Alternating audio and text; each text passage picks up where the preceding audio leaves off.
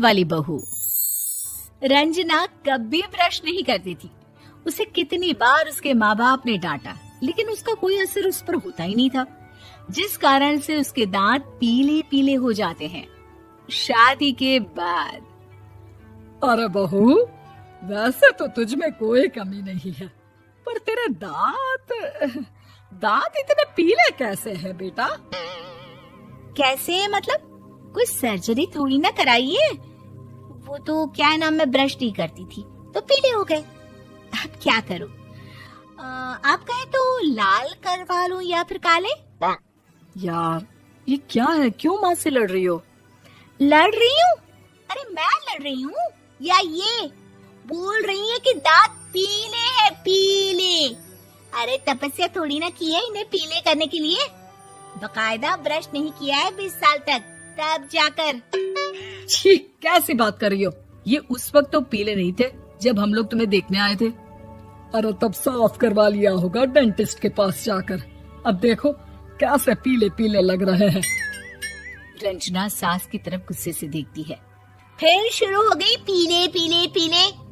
अरे पीले तो तब भी थे जब मेरे हाथ का रसगुल्ला उड़ा उड़ा कर खा रही थी और बोल रही थी, लड़की नहीं गुणों का खजाना दे रहे भाई साहब आप।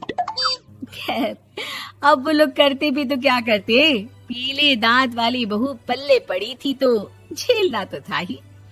एक दिन कीर्तन में रंजना गाना गा रही थी। अरे कमला बहन, माँ का द्वार है, यहाँ तो सब शुद्ध होकर आते हैं, फिर अपनी बहू को ब्रश भी नहीं करवाती तुम। दूर से पीले पीले दांत भक्ति में बाधा उत्पन्न कर रहे हैं। अरे कोई 2 साल की बच्ची थोड़ी ना लेकर आई हूँ मैं बहू बनाकर। अच्छी खासी लड़की है, अरे कैसे करवाऊं ब्रश?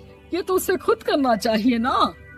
अब माँ बाप तो इसके जैसे तैसे निपटा दिए, ये नहीं सोचा कि सास कैसे संभालेगी।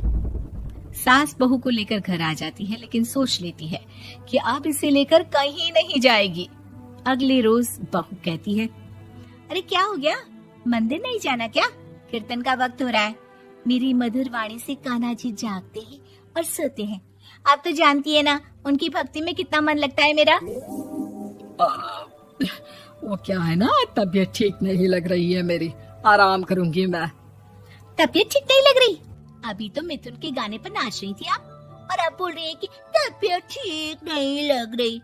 अरे भक्ति में मन लगा लो सासू माँ, ऊपर जाना है, क्या मुंह दिखाओगी आप? हाँ? सास को बहू की बात पर गुस्सा आ जाता है। मैं क्या मुंह दिखाऊंगी, इसकी चिंता तो ना कर, समझी? अपने मुंह की चिंता कर, जो ये पीले पीले दांत लेकर हर जगह पहुंच जाती है। पता है लोग कितना मजाक बनाते हैं। ना जी ना, मैं नहीं जाना कहीं तेरे साथ। तो ये बात है। कोई ना, मत जाओ, मैं अपने कमरे में ही बैठकर भक्ति कर लूंगी। ऊपर वाला दांत थोड़ी ना देखता है, मन देखता है, भावना देखता है। और अरे बस बस, तू सब कुछ दिखा, बस ये सफेद चमकदार दांत ना दिखाना किसी को, है? जा यहाँ से। बहू को सास की बात का कोई फर्क नहीं पड़ता, वो तो जैसी थी वैसी ही रह जाती है। सुबह नहाकर किचन में खाना बनाना, फिर खाना खाना, कीर्तन भजन करना और सो जाना। एक दिन, माँ जी मैं सहेली के घर जा रही हूँ, शाम को लेट आऊंगी। हाँ हाँ तो जाना, मैंने कौन सा तेरी आरती करनी है घर पर बैठकर। रंजना सहेली के घर जाती है, जहाँ वो पार्टी में जाने की तैयारी कर रही होती है। अरे शिखा, कहाँ जाने की तैयारी कर रही है? मैं गलत वक्त पर आ गई क्या? अरे नहीं यार, उल्टा सही वक्त पर आई है। मैंने ये साड़ी और ज्वेलरी निकाली है यार, शाम को इनके ऑफिस की एक पार्टी में जाना है। बताना कैसा लग रहा है ये सब? नहीं यार, इस ड्रेस के साथ तो वो वाली ज्वेलरी अच्छी लगेगी। हाँ हाँ सही बोल रही है, मैंने ध्यान ही नहीं दिया। वैसे तो हमेशा से मस्त फैशन सेंस रखती है। तो बड़ा जाती होगी ना पति के साथ पार्टी में। रंजना कुछ नहीं बोलती, बस सोचती है कि यार काश ये बात सही हो जाती, पर मैं क्यों नहीं जाती पार्टी में? क्या इन लोगों की कोई पार्टी होती नहीं होगी? रंजना घर आती है और रात में पति से सवाल करती है, एक बात बताइए, आप मुझे किसी पार्टी में क्यों नहीं ले जाते?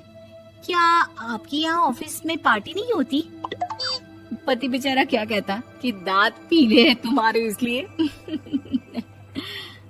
अरे कोई पार्टी होती नहीं हम लोगों के ऑफिस में, तो कहाँ से लेकर जाऊं? और मार्केट, मॉल, कहीं वीकेंड घूमना, कहीं तो।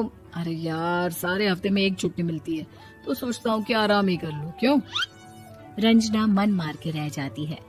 पहले कभी सास के साथ मंदिर जाया करती थी, लेकिन वो भी सास ने ले जाना बंद कर दिया। घर बैठी बैठी रंजना बोर हो जाती है।